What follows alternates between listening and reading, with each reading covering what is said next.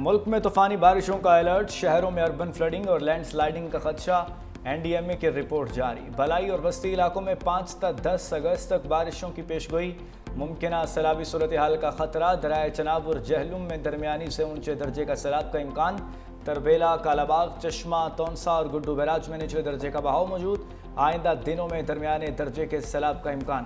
کراچی کے مختلف علاقوں میں بوندا باندی، موسم خوشگوار۔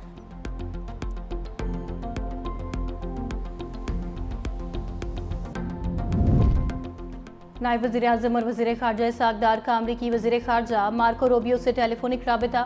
ترجمان دفتر خارجہ کے مطابق ٹیلی فونک گفتگو میں دو طرفہ تعلقات پر گفتگو، علاقائی اور عالمی صورتحال پر بھی تبادلہ خیال کیا گیا۔ دونوں رہنماؤں کا باہمی دلچسپی کے امور پر تعاون جاری رکھنے کے عزم کا اعادہ۔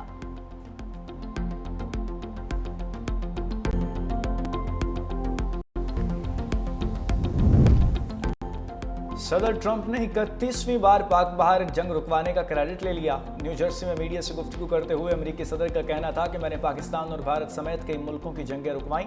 غزہ میں جو ہو رہا ہے وہ بہت برا ہو رہا ہے۔ غزہ میں غزہ سے متعلق کام کر رہے ہیں، نہیں چاہتے غزہ کے لوگ بھوکے رہیں۔ امریکی ایلچی غزہ میں خوراک کی فراہمی کے حوالے سے کام کر رہے ہیں اور انسانی بنیادوں پر امداد پہنچانے کی کوششیں جاری ہیں۔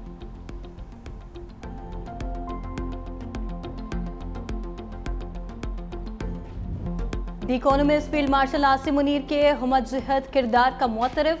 برطانوی جریدے نے لکھا، فیلڈ مارشل عاصم منیر کی قیادت میں پاکستان نئے دور میں داخل ہو گیا۔ بھارت کے ساتھ تنازع کے بعد فیلڈ مارشل کی مقبولیت میں اضافہ ہوا۔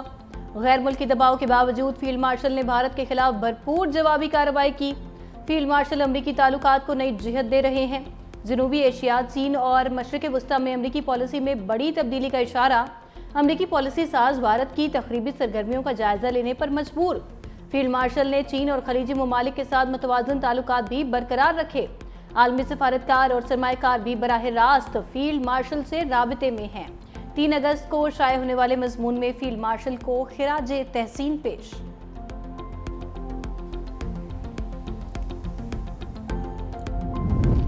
امریکہ کا پاکستان کو بختر بند گاڑیاں اور نائٹ ویژن آلات دینے پر غور۔ دی اکانومسٹ کے مطابق امریکہ پاکستان سے تجارت، اسلحہ اور انسداد دہشت گردی کے تعاون کی بحالی پر بھی کام کر رہا ہے۔ 18 جون کو ٹرمپ سے وائٹ ہاؤس میں فیلڈ مارشل کی نجی ملاقات خطے میں سفارتی تبدیلی کا آغاز تھی۔ امریکی عہدیدار نے پاکستان کی داعش کے خلاف کارروائیوں کا اعتراف کیا۔ ٹرمپ نے بھارت کو مردہ معیشت قرار دے کر 25% ٹیرف عائد کیا۔ دوسری طرف پاکستان سے تجارتی معاہدے کا اعلان کرتے ہوئے صرف 19% ٹیرف لگایا۔ صدر ٹرمپ کے قریبی حلقے پاکستان کے کرپٹو اور مائننگ سیکٹرز میں سرمایہ کاری کرنے میں بھی دلچسپی رکھتے ہیں۔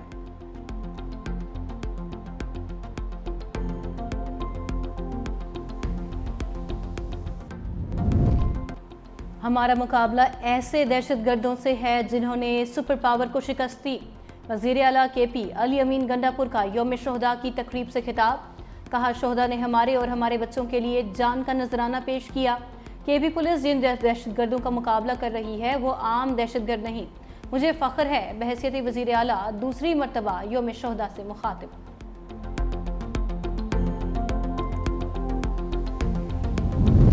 شاہین مشن ویسٹ انڈیز میں کامیاب ہو گئے۔ میزبان ٹیم کو تیسرے میچ میں شکست دے کر سیریز جیت لی۔ پاکستان نے پہلے کھیلتے ہوئے 189 رنز بنائے۔ صاحبزادہ فرحان اور سائم ایوب کی نصف سنچریاں ہدف کے تعاقب میں ویسٹ انڈیز کی ٹیم 176 رنز ہی بنا سکی۔ ایلک اور ردر فورڈ کی سنچریاں رائے گاں۔ Sahibzada Farhan player of the match قرار، پلیئر آف دی سیریز کا ایوارڈ محمد نواز لے اڑے۔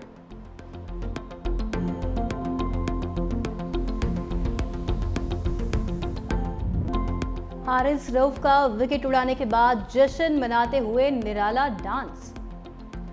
اینڈریو کی وکٹ پر حارث رؤف نے social media trend aura farming dance steps کر کے جشن منایا۔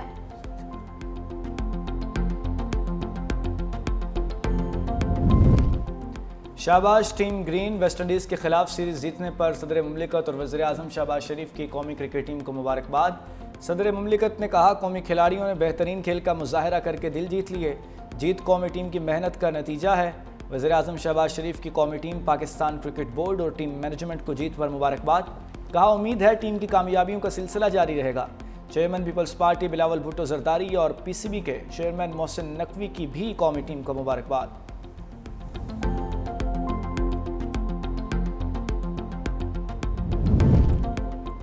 بھارت مقبوضہ کشمیر میں مظالم ڈھا رہا ہے، وفاقی وزیر امیر مقام کی پریس کانفرنس، کہا بھارتی قابض فوج نے ہزاروں کشمیریوں کو شہید کیا، بھارت نے کشمیری رہنماؤں اور نوجوانوں کو غیر قانونی جیل میں قید رکھا ہے، بھارت مظالم سے کشمیری عوام کی تحریک آزادی کو نہیں دبا سکتا۔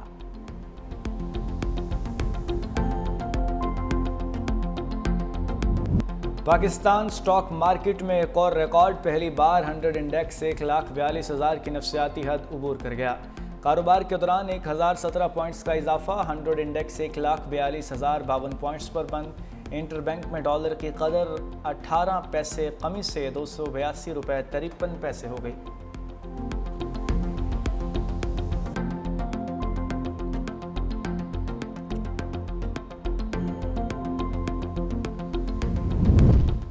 اورنگی ٹاؤن شپ پروجیکٹ میں کروڑوں مالیت کے 320 پلاٹوں کی بندربان، ڈائریکٹر فیصل رضوی نے پلاٹوں کی الاٹمنٹ کے حوالے سے تفصیلی رپورٹ جمع کرا دی۔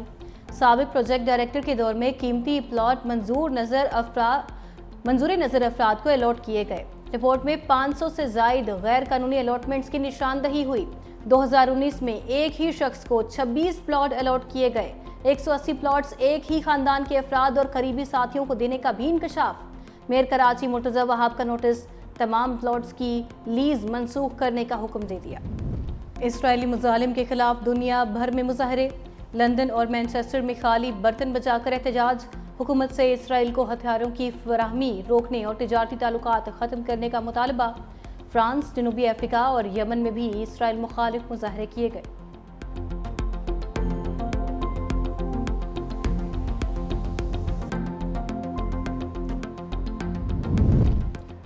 اسرائیل کے 600 سے زائد سابق سیکیورٹی عہدیداروں کا امریکی صدر ڈونلڈ ٹرمپ کو خط، اسرائیلی وزیر اعظم پر غزہ میں جنگ بند کرنے کے لیے دباؤ ڈالنے کا مطالبہ۔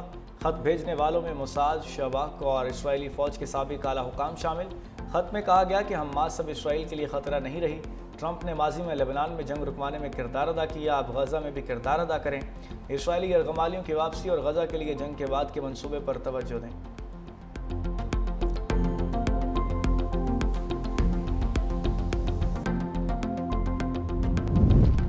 ٹرمپ کے مشیر کا بھارت پر روس سے تیل خرید کر یوکرین جنگ کو مالی سہارا دینے کا الزام۔ امریکی ٹی وی چینل کو انٹرویو میں اسٹیفن ملر نے کہا بھارت روسی تیل کی خریداری میں چین کے برابر پہنچ چکا ہے، یہ انتہائی تشویشناک اور ناقابل قبول ہے۔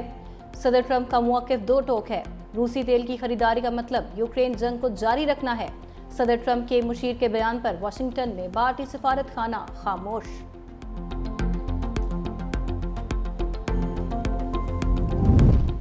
فخر زمان دوبارہ انفٹ ہو گئے، ویسٹ انڈیز کا دورہ ادھورا چھوڑ کر وطن واپسی پر مجبور۔